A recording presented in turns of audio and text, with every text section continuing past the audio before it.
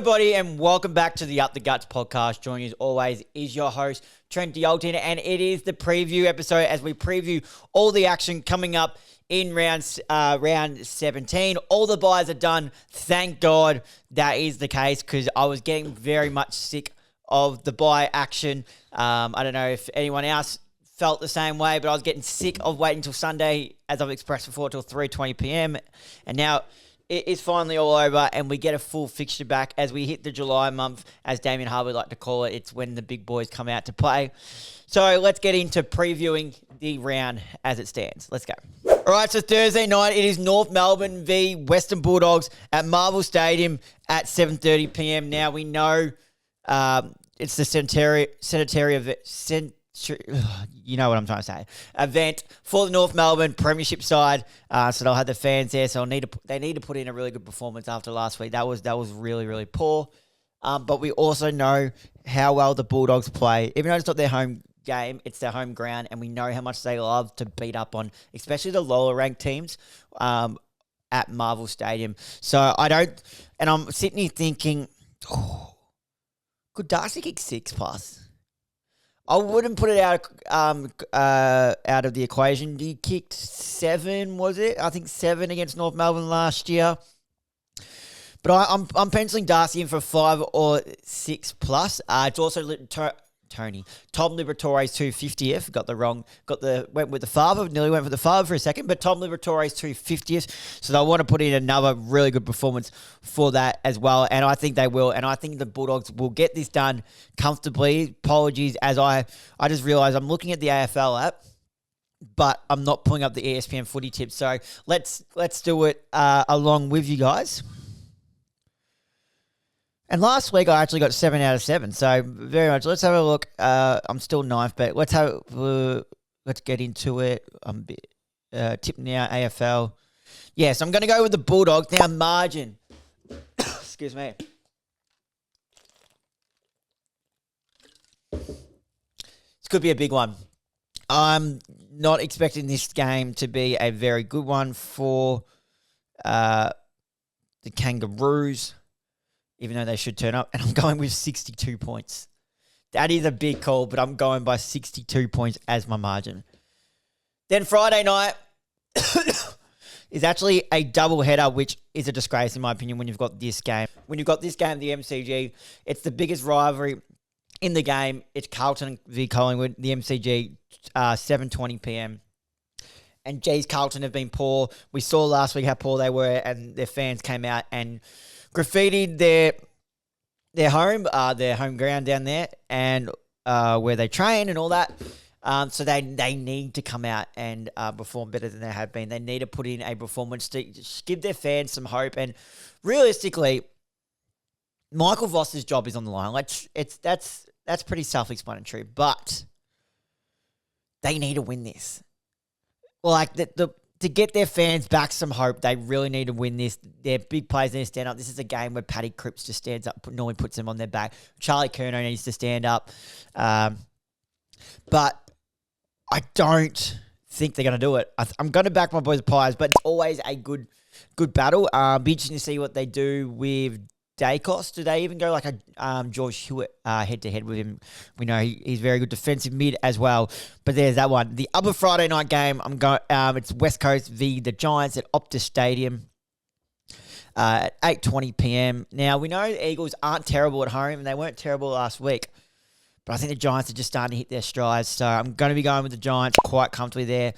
And I'd love to see how many people tune into that game, like the ratings, compared when you've already got an hour before that started. Carlton v Collingwood, the biggest rivalry in the game. Well, I'll put it this way, I won't be putting it on until the breaks or the end of the game. That's if I'm still awake. But there's that one. Saturday, we go over to 12:35 p.m. at Marvel Stadium, and it is the Bombers v the Gold Coast Suns. Now, as we're recording today on the Wednesday night, prayers go out to Zach Reed, who has been sent for scans on his hamstring again. Just can't quite get his body right, and it's really sad. Really sad to see. But Gold Coast need to prove that they're not just here for They're the real deal because they've had a bit of a lean performance a couple of weeks. Obviously, got the win last week, but they've been a bit poor. Last year, this game was when Mac Andrew kicked the goal after the siren to win the game. But I think they're a different team this year, Gold Coast, and they'll be hoping that it doesn't come that close to a game. So I'm going to be going with the Gold Coast Suns. Next up, 4:15 p.m. GMHBA Stadium, Geelong and Richmond. The Cats get this done, and the Cats get this done quite comfortably. Bailey Smith, he's been good, but I reckon he's fallen off the last few weeks. So I reckon Bailey Smith could really get off the leash and have a not. When I say fallen off, I'm saying he's not having the same impact as he did in the first 10 weeks. Maybe that's also because we were so used to him. We were not used to him playing because he had that year off the injury. That he came back and we were reminded how good of a player he was. Maybe he's still playing at a similar level, but just because we're used to it now that we're not surprised. We almost somewhat expect it. But that's just personally my opinion. Again, this could be a game where Jeremy Cameron fills his boots. Believe he's currently on top of the Coleman. Let me just double check. Yeah, so he's 40. He's 8 goals in front of next. He's on 48 to Jesse Hogan's 40. So he could extend the lead there. As could Jesse Hogan really against West Coast. But I'm going to be going with the Cats quite comfortably. And again, it's a double header on Saturday night at the Gabba. Brisbane v Port Adelaide. Now we know what Brisbane are like when they want to play really well. Port Adelaide, I've actually been quite impressed with the way they've been playing lately. I think they found a bit more of them back, but at the Gabba, you can't go against the Brisbane Lions. So I'm going to go with the Brisbane Lions. I'll be interested to see does Miles Bergman. We say this, does he go to Lachie Neale or does he go to Hugh McCluggage? Hugh McCluggage gives that run, but then Lachie Neale gets the in and under. So it'll be interesting to see. Obviously, Bergman being a lot more of a taller person, preferred to Lachie Neale, but we've seen how you can shut down Lachie Neale, and it does affect the contest battle in there. But I think the emergence of Hugh McCluggage this year as an inside and outside player has just been so pivotal is the word I'm looking for. Pivotal that it don't really matter who you tag. Obviously, Neale, 2-time Brownlow manager, you're probably going to go to him, but I wouldn't be surprised if he goes to McCluggage as well. So, but I'm going to go on the Brisbane Lions there. Then the other game on the Saturday, it's St Kilda v the Hawks at Marvel Stadium, and another injury concern out there. Hawthorn, Josh Weddle, pretty much ruled out for the season with some lower back stretch fractures. I believe it was back stretch fractures. And I was actually speaking to a Hawthorn fan at gym today, and he thinks that Josh Weddle is one of their most important players. I talked to him about that, how I've discussed in this podcast. I was sick of Mitchell throwing him around, putting him in the ruck, putting him up forward, putting him down back, just leave him down half back. And he agreed. He goes, they've just left him down half back now, and he's flourished. So he thinks it's almost like that was their season.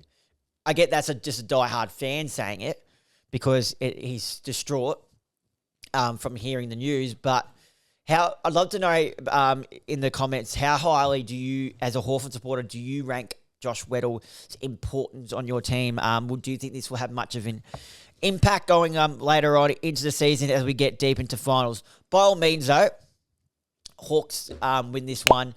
It'll be interesting to see if Josh Battle gets any attention from his old side. Obviously, came across from St Kilda to Hawthorn this year. It'll be interesting to see if he gets any attention. I don't know any one in that forward line that will be the type to go at Josh Battle there. That's probably another thing that's wrong with St Kilda. They're a really nice team. They're just nice. Not nice way to play, not necessarily, but I'm saying they're nice. There's no real grunt about it. There's no one in that forward line has that dog, that will attack an opposition best defender or a player to go out like that.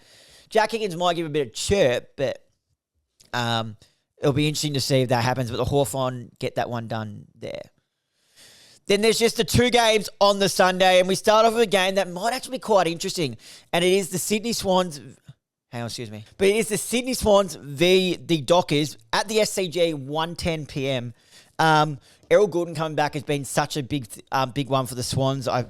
Obviously, First week, he was just starting to find his feet, but last week he was absolutely excellent. And if you had him in your Supercoach team, I believe he scored 100. It was either 141 or 148, so I might be looking to sneak him into my Supercoach team this week. But Freo have shown that they're really good at home, but they're very hot and cold.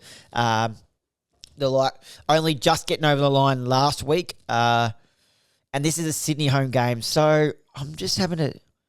And I think Brody Grundy's been racking really well lately. And you know what? I'm going to tip the upset. Even though on here it's 60 to 40% in the favour of the Sydney Swans, but ladder position wise and how highly the Freos are ranked, I'm going to back the home team, the Swans, to get them done there. And the last game of the round at the Adelaide Oval, 3:15 p.m, we've got the Crows v the Demons. And the Crows currently sit third on the ladder and having a really good season. Be interested to see how well they can take this down into finals. Melbourne, obviously, have their troubles coming up against old teammates Alex Neil-Bullen as well. But I think the Crows just get this done quite comfortably. They just get this done quite comfortably. Really impressed with how the Crows have been playing. By all means, I don't think they can win the flag. I don't want to jump to that conclusion, but I'm really impressed the way they can. And if they can secure a second chance, they could go deep, but I don't see them winning the whole thing. That's just my personal opinion. I think they'll get the job done this weekend against Melbourne in the last game of the round down there at the Adelaide Oval. Well, there you have it, guys. That is my preview, tips and predictions for the upcoming round 17 action. Let's quickly go over them. Thursday night, I've gone with the Dogs by 62 points, so a big margin happening there. Friday night, I've gone with my beloved Collingwood Magpies. And doubleheader on Friday night, I'm going to go with the Giants. Saturday, I'm going with first game at Marvel Stadium, going with Gold Coast Suns. Then at GMHBA Stadium, backing the home team, the Geelong. Doubleheader on Saturday night. First one, I'm going with Brisbane at the Gabba. Next one, I'm going with Hawks at Marvel. Then 2 games on Sunday. I'm backing the home team, the Swans, and backing also the home team, Adelaide, at the Adelaide Oval. Well, there you have it, guys. There's my tips, previews, and prediction for the upcoming action coming up in round 17, which kicks off when you would have heard this, but when you hear this release, story, will be started as of that tonight when you've been watching this. Absolutely butchered that. But yeah, you get what I mean. The game, this will be out Thursday, and you'll see the first game happening tonight. But thank you guys for listening. And if you're watching this on YouTube, make sure to leave a like and comment on this video. Turn the notification bell on so you don't miss an upload. Hit that subscribe button. If you listen to this on Spotify and Apple Podcasts, make sure to leave a like and comment. Hit the notification bell so you don't miss when we upload. May as well hit that follow button while you're there. And as always, it's so important. But can you guys please leave a 5-star rating if you did enjoy the show? That is what helps push the show out there for more listeners to bring into engagement to the podcast. But thank you guys for listening. And until next time, I'll see you guys then.